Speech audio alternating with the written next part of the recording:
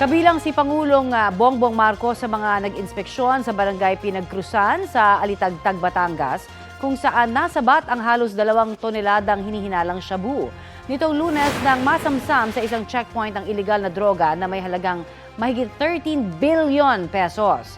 Yan na raw ang pinakamalaking huli kasunod ng nasa 11 billion pesos na halaga ng umano'y shabu sa Infanta, Quezon noong March 2022. Pinuri ni Pangulong Marcos ang pagkakahuli sa droga nang walang nasasaktan o nasasawi.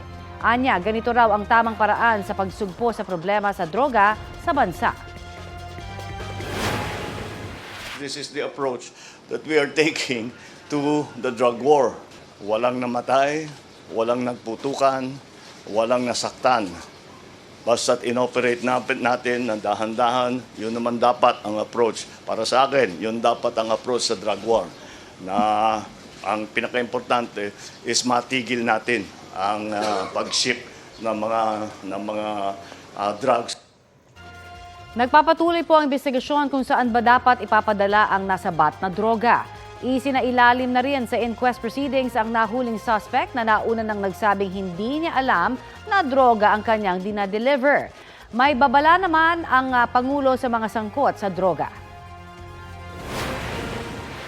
Bahala kayo sa ginagawa niyo, basta tuloy-tuloy lang kami. Aabutan din namin kayo. Maliit lang ang Pilipinas.